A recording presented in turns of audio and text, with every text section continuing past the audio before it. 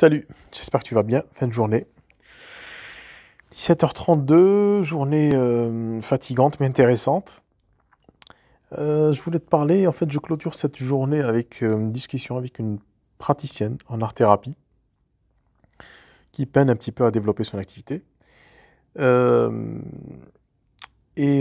Comme très très souvent, ce qui pose problème, ce n'est pas nécessairement la qualité de l'information qu'on reçoit, la qualité de la personne, mais c'est plutôt en fait, c'est les limites qu'on s'impose à soi-même. C'est le fait de ne pas s'accepter tel qu'on est. Et très souvent, cette histoire du passé, euh, c'est pas qu'elle refait surface, c'est qu'elle est toujours en surface. C'est qu'elle est toujours là, quelque part, à, à phagocyter.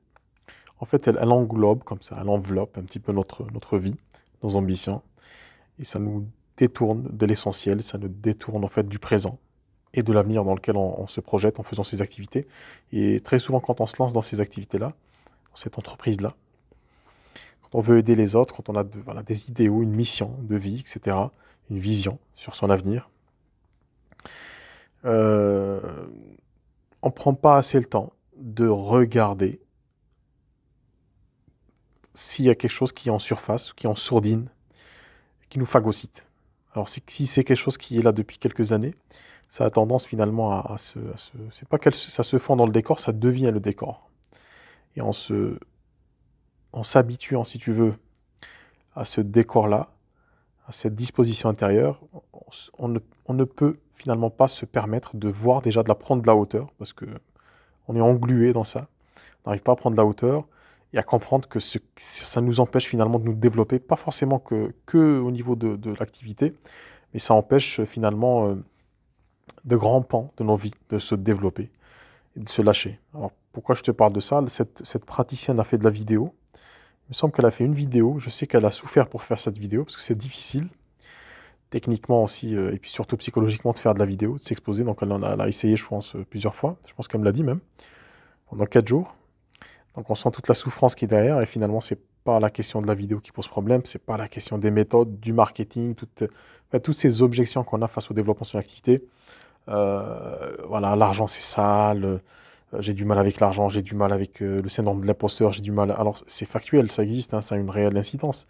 Mais au final, ce qui pose le plus problème, c'est pas ça, c'est ce cadre dans lequel on est englué et qu'on n'arrive pas à voir. Et c'est très intéressant d'en parler, donc soit de faire une thérapie, dans le sens où, quel que soit l'outil thérapeutique, c'est-à-dire d'être confronté à une autre personne extérieure à nous qui va nous aider finalement à prendre la hauteur, parfois nous arracher un petit peu à cette chose-là, et qui va nous aider à y voir un peu plus clair sur nous-mêmes.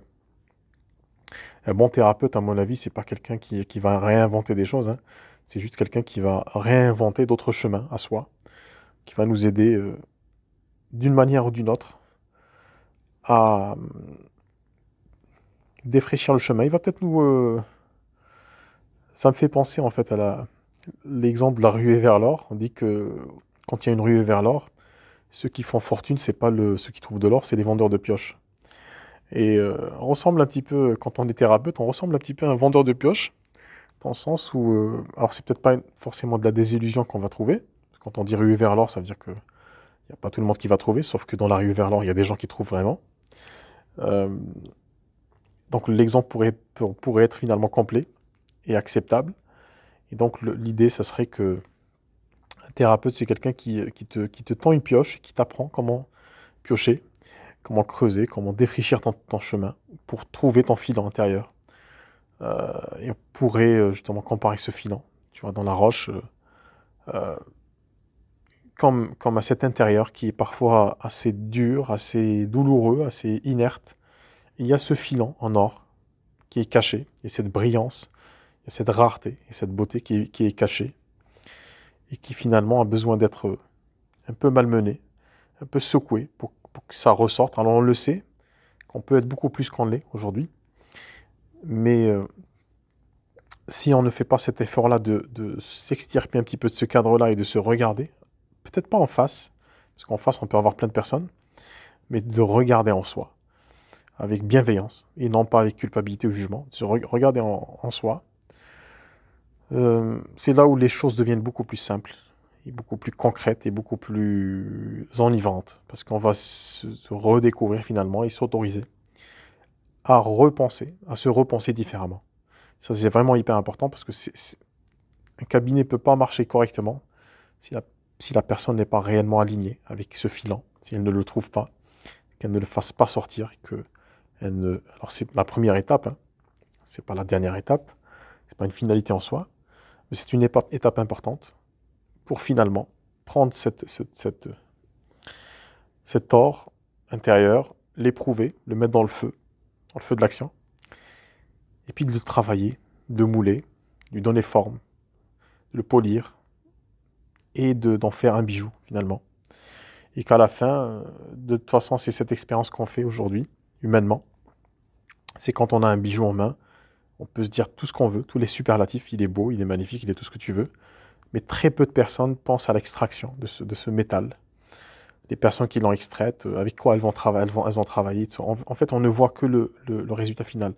Et le résultat final, si tu veux, et c'est ça qui est intéressant, c'est qu'il y a tout un processus pour trouver ce filon et le sortir à la force des bras, à la force du cœur, le faire sortir et lui donner vie et de le mettre dans une disposition qui est très, très, très appréciable, très belle pour les autres. Et en faisant cette chose-là, on aide les gens qui cherchent encore des pioches, finalement à trouver leur propre pioche et à trouver leur filon et à reproduire ce processus-là qu'on pourrait appeler d'émancipation, d'extraction, de ce soi qui est parfois englué dans cette histoire personnelle. Donc c'est très important de regarder dans cette direction. Si tu vois que ton cabinet ne démarre pas, c'est pas forcément la plus grosse cause, il y a d'autres causes, mais c'est l'une des causes qui peut expliquer que tu n'arrives pas, parce que tu ne te permets pas, tu ne te donnes pas le droit d'y arriver et tu n'y crois pas réellement. Voilà ce que je vais te dire aujourd'hui, fin de journée, sur cette expérience, cette discussion autour de ce filon et de cette pioche. Juste une dernière chose avant de terminer. L'espace formation, je commence à avoir beaucoup de retours positifs. Ça, j'en suis convaincu. Je suis convaincu de ce que je fais. C'est toujours gratifiant de recevoir des témoignages. J'en ai posté quelques-uns aujourd'hui, 2. Donc l'espace formation est disponible demain. Il sera disponible même en 2021, mais jusqu'à demain, 31 décembre, donc il est en promo. Tu peux tester à moindre prix. Et tu trouveras toutes les informations sur formation au pluriel. lecoindespraticiens.fr. Tu trouveras toutes ces informations-là. En plus, il y a le support mail et le groupe Facebook dédié, privé, où les abonnés peuvent poser leurs questions, où je réponds, où on fait des lives, etc. etc. Donc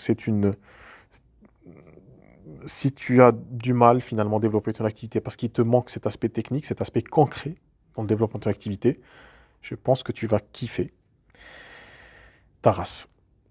Voilà, donc c'est ce que je voulais te dire aujourd'hui. Dis-moi en commentaire d'ailleurs si cette histoire de filon et de pioche te parle. Et on pourrait continuer d'en discuter en commentaire. Ciao.